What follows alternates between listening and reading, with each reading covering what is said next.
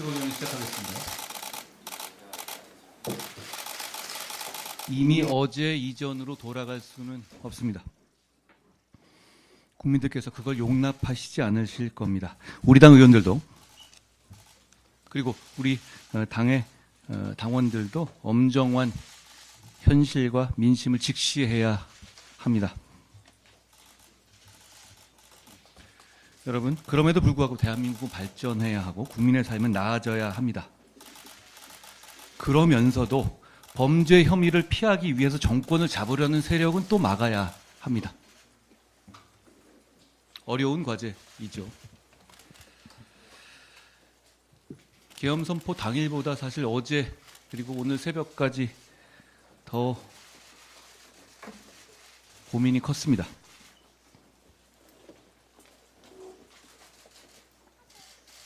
당 대표로서 이번 탄핵은 준비 없는 혼란으로 인한 국민과 지지자들의 피해를 막기 위해서 통과되지 않도록 노력하겠습니다. 그런데 대통령의 위헌적인 계엄을 옹호하려는 것이 절대 아닙니다.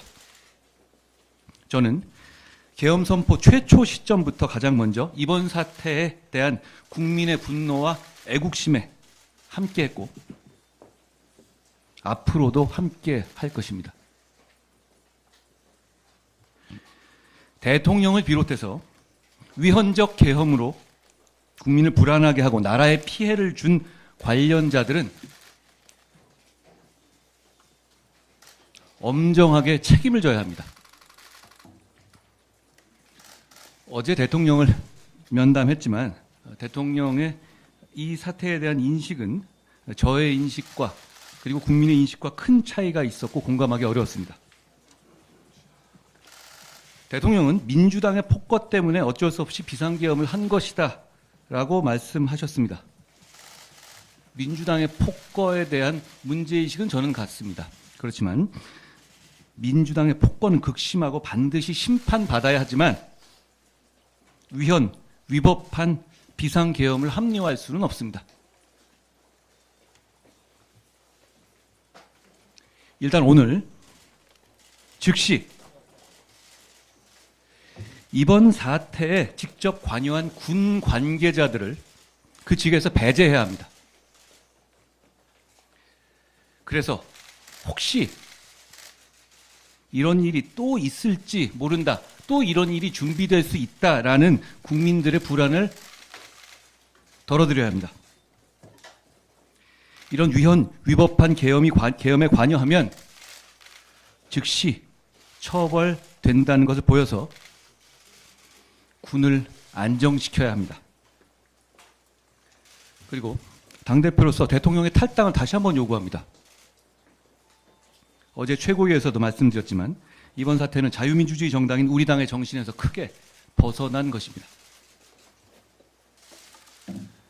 지지자들, 당원 동지들, 그리고 의원들께 말씀드립니다.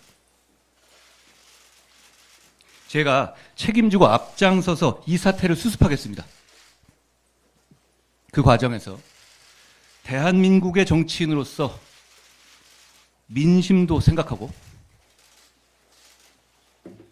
보수 정치인으로서 지지자들의 마음도 생각하겠습니다. 저에게 그 임무를 맡겨달라는 말씀을 드립니다.